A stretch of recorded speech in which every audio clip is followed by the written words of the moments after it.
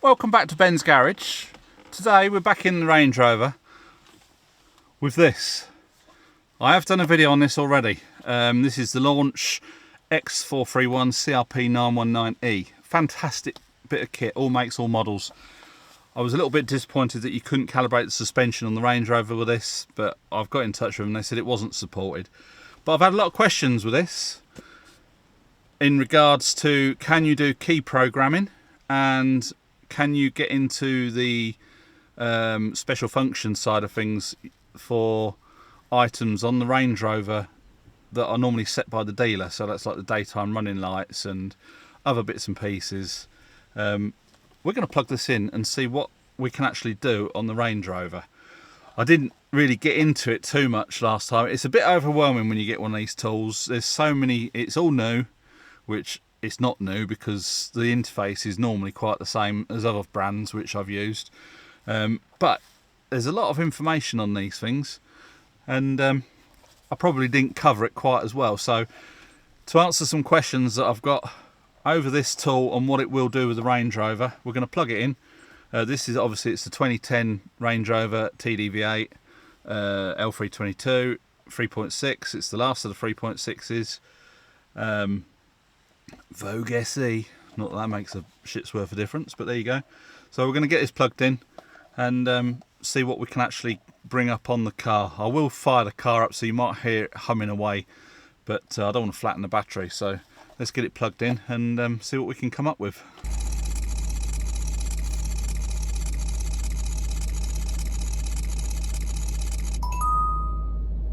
Yes, now it's going to do another health report.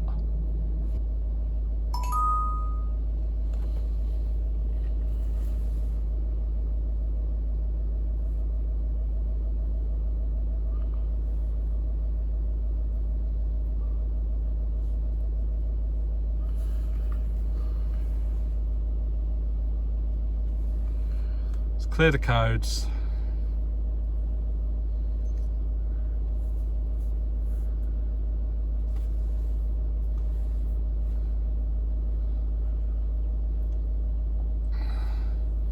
Right, so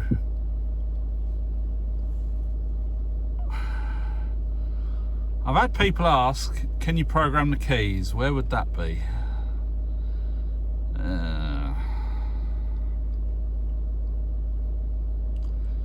Keyless vacuum.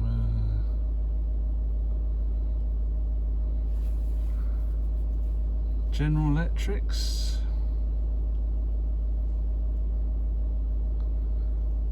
No.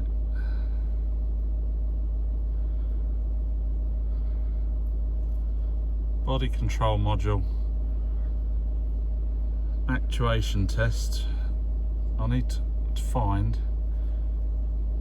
somewhere that's got special functions.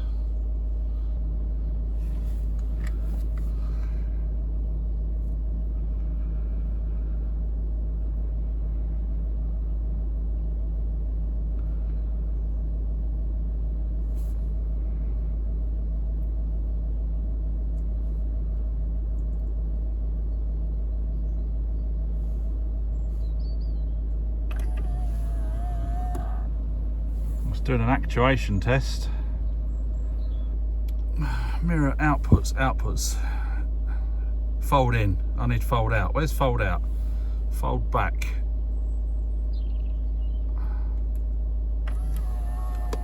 There we go. Right, so exit special functions test. So it's not in there. Let me see. Body control module. Actuation test. So in here we can do all the washers, the headlights. Let's see if we can do the front washer relay there. So you can activate all the lights. Horn relay, oh, I'm going to do that. Bloody horn going off.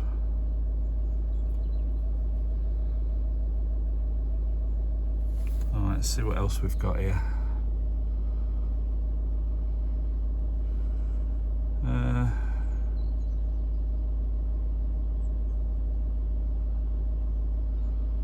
What would the immobiliser come under, I wonder?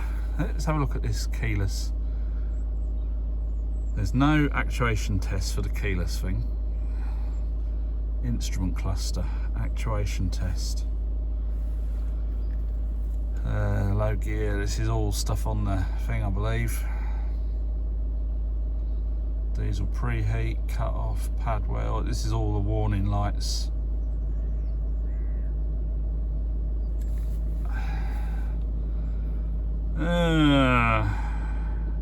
All terrain module, headlamp control module, it won't be in there. There's no actuation tests for that.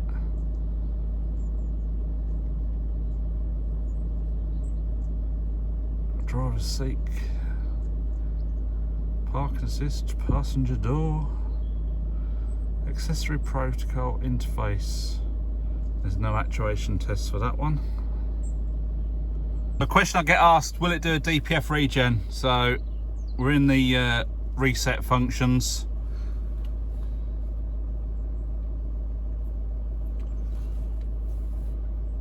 Now this car hasn't got a DPF on it, but we'll just see if it's got Land Rover. Yeah, there's Land Rover. Obviously,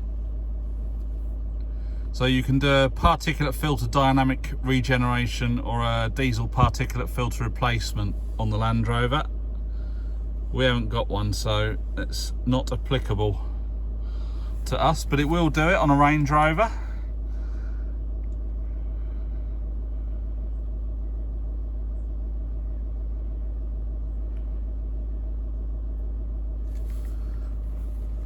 Tyre reset. I'm just seeing if they got the key function on here.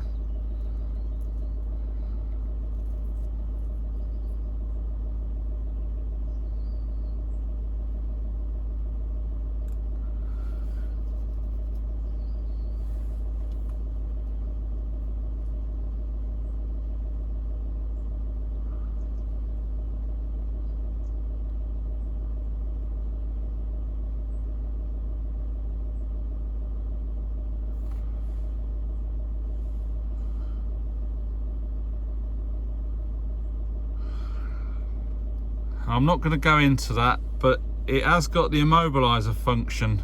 No, let's not quit it.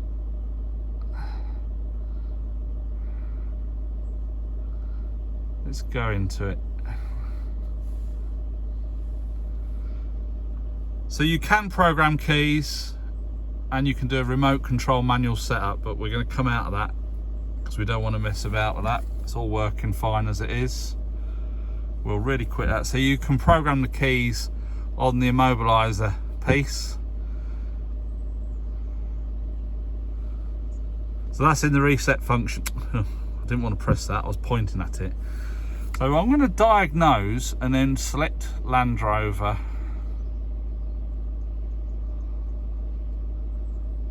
Have I gone past it? No. Jaguar, Land Rover.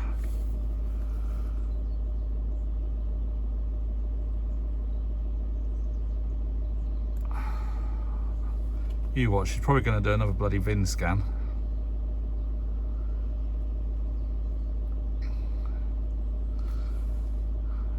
Right, we're going to manually select. It's a Range Rover. It's a 2010 to 2012. It's a 3.6 V8. Special function. So let's see, headlamp. Headlamp. So if you're replacing the headlamp, that's a special function. See, I never went into this last time. Others. Restraints build mode.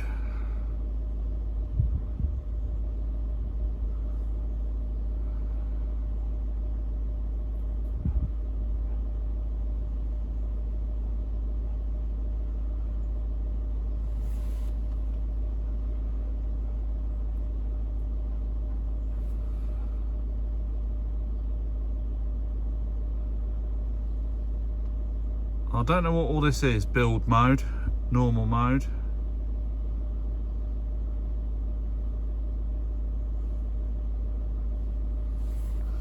Anyway, there's that body.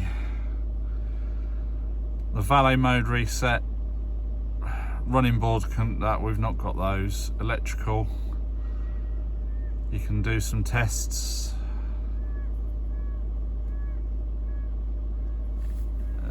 Transmission calibration, adaptive cruise control. I don't know if this car's got that. No, it hasn't. I know it hasn't. Don't know why I'm saying that, why I think it's got that. Air suspension, suspension height calibration.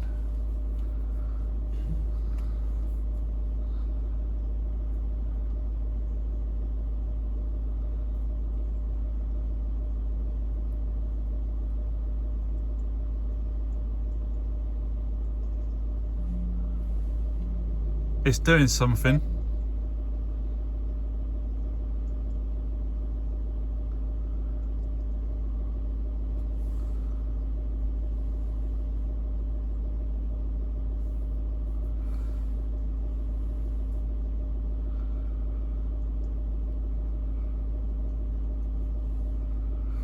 Right, I need to come back out of this.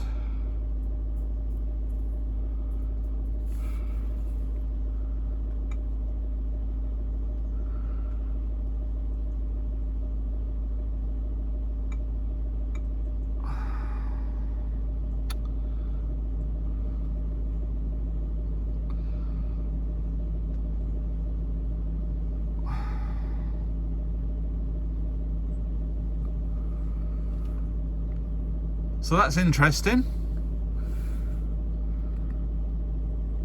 So you can actually calibrate the suspension, you can deflate the system, you can enable the system, you can set and unset the air suspension manufacturing freeze mode, you can set and unset the air suspension tight tolerance mode, and you can do the ride level control module inflation for the showroom. So that is fantastic news. I didn't see that before, but you know, throttle idle speed, tyre pressure monitoring system, steering, battery, headlamp, brake bleed, injector coding, seats, doors, windows, sunroof, tailgate, camera, electrical powertrain, chassis, transportation mode, others. Let's see what's in chassis. So the brake system, the yaw rate sensor calibration, the active damping control module, all that kind of thing. Transmission calibration, I'm not going to do that. EGR valves, I've got mine deleted anyway. Powertrain, fitted or not fitted, that's a telematrix system. So body, we've got the valet mode, we've done that one. Electronic parking brake, alarms and security, so you can verify your keys, you can recover program keys, check passive keys, and check all the antennas. Seats, electrical, or auxiliary heating, evaporator, reset the compressor.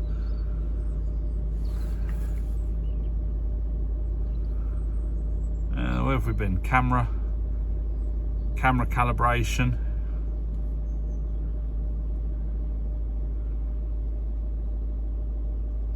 Throttle idle speed, battery, what's that? That's not supported. Transportation mode. So yes, health report, vehicle information. It just tells you exactly what the car is and everything. So trying to find where you can like turn your daylight running lamps on and stuff like that. But that's a lot of functions that the car will do. System selection, and there's all the modules for everything there. Speed control module, parking brake. Well, that was quite educational, wasn't it?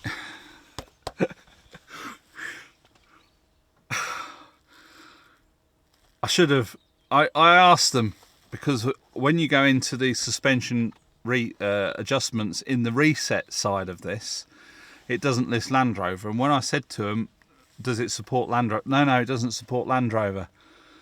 If you go in on the diagnose side and then actually manually select Land Rover, manually select your car,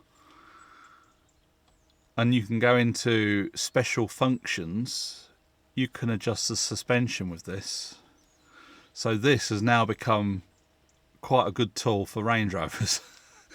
I can't find anywhere to get into the dealer options, like your daytime running lights and whatever. There's a few options that you can change or have specified when you buy the car that normally only the dealer can do. We can access a lot of those with the gap tool. You can get in, change all the CCF files, all that kind of thing. I can't find anywhere on this that can do that, so it's back to that old thing again. The price of this is quite comparable to the gap tool. Now, the only difference between this and the gap tool you can rewrite CCF files, you can do all kinds of things on the ECU, you can remap it via the gap tool. You can get them to send you a map, download it onto your gap tool, and then flash it onto your car. You can't do that with this, but with the beauty of this is all makes and all models. So if you're a bit of a DIY enthusiast or you run a little garage, this thing is bloody ideal. It now comes with 2 years of free updates.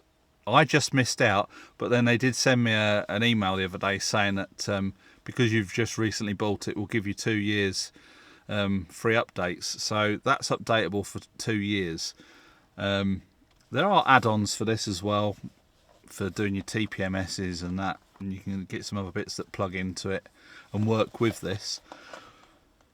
But now that I've found that you can calibrate the suspension, and it was actually doing it, I didn't go through to do it because I think I would probably use the gap tool for that, because the interface on the gap tool is it's easy on this, but this is wired. With the gap tool I could probably get out of the car, go around, measure the wheel, measure the height of the centre of the wheel to the wheel arch, and do it like that. Or I could get somebody to help me do it, you know, sitting in the car with this, all the doors shut, and you can put in the measurements that you want for each individual wheel, so you can get the car sitting dead right.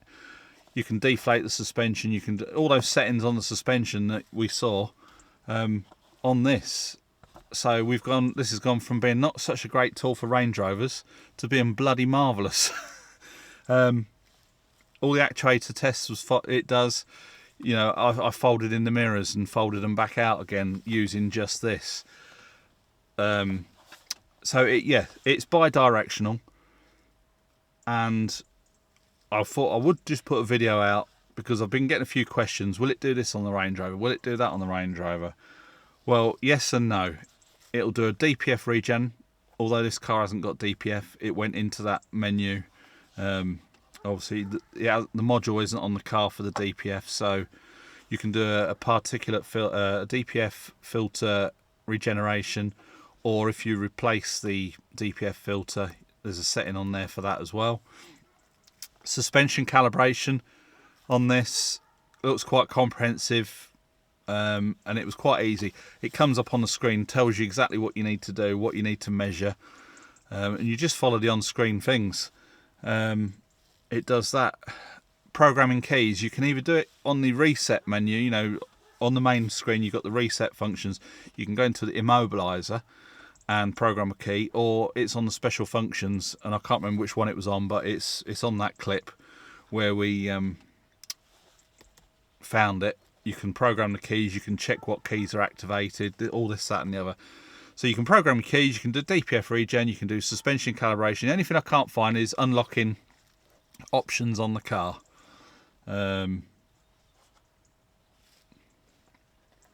It might be on here, but I'll have to have a bit more of a play.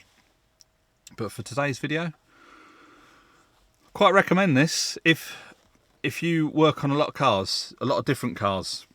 Obviously, if you've only got a Range Rover, I would probably spend the money on a gap tool, because it's got the extra functions of flashing the ECU, this, that and the other.